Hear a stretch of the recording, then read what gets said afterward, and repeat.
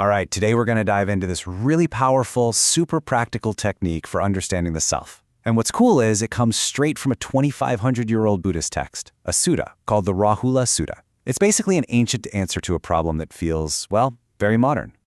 You know that feeling, right? That constant voice in your head going on and on about I, me, mine. What's mine? Who I am? What does it all mean?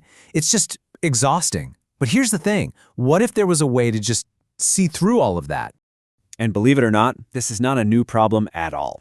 I mean, we're talking over 2,000 years ago, a young monk named Rahula went to his teacher, who happened to be the Buddha, with this exact same struggle. He was basically asking, how do I get my mind to stop creating this constant sense of I?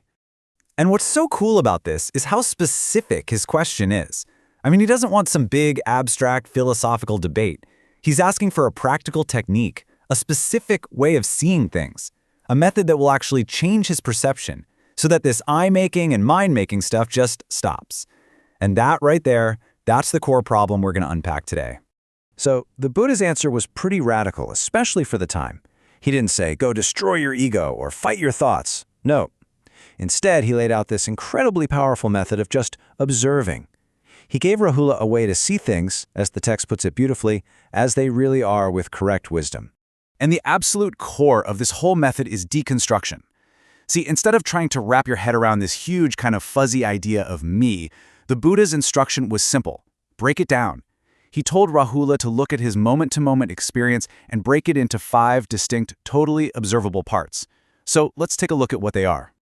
Okay, so these 5 parts, in the teaching they're called the aggregates, are basically the building blocks of every single moment you experience. The whole problem, the reason we get so tangled up, is that we tend to just smash them all together into one big bundle and slap a label on it, me. This whole practice is about learning how to carefully tease them apart. So first up, we've got form. And this is pretty straightforward. It's anything physical. It's your body, the chair you might be sitting on, the screen you're looking at right now, even the sound of my voice. It is the entire physical, tangible world that you experience. And right here, this is the core of the actual practice. For any physical form you experience, like your hand resting on your desk or a random sound you hear, you apply this mental tool. You just observe it clearly, and then you internally note, this is not mine. This I am not. This is not myself. It's a very deliberate act of unlinking. Next up, the second component is feeling. Now, it's really important to get this one right. We're not talking about complex emotions like love or jealousy. Nope, this is much more basic. It's the raw, immediate flavor of an experience. Is it pleasant? Is it unpleasant? Or is it just neutral? That's literally it. And you guessed it. The exact same practice applies. A pleasant feeling comes up. Normally, we'd grab onto it and go, yes, I feel good. But here, you just observe it and reflect, this feeling is not mine, this I am not, this is not myself. You're starting to see the pattern, right? It's a kind of mental workout. Number 3 is perception. Think of this as your mind's internal label maker. It takes all that raw data from form and feeling and just slaps a name on it. Blue, loud, soft, and crucially, me. It's the part of the mind that recognizes and categorizes everything. So when one of these perceptions, one of these labels just pops up in your mind, you do the exact same thing. You see it for what it is, just a mental event, just the label, and you apply the formula. It's a powerful way to start untangling ourselves from our own concepts. Okay, number 4 is a little more complex. The term is volitional formations. It sounds kind of technical, but just think of these as your mental habits, your urges, your intentions and reactions.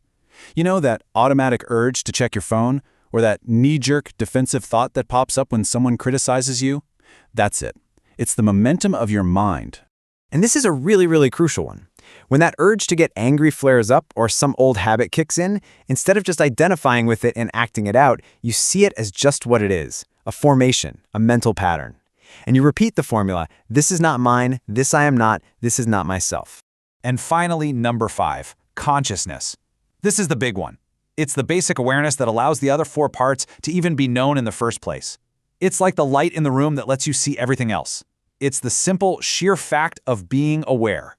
And here's where it gets really profound. Even this most basic, fundamental part of our experience, awareness itself, is subjected to the exact same analysis. The very light of knowing is observed with that same reflection.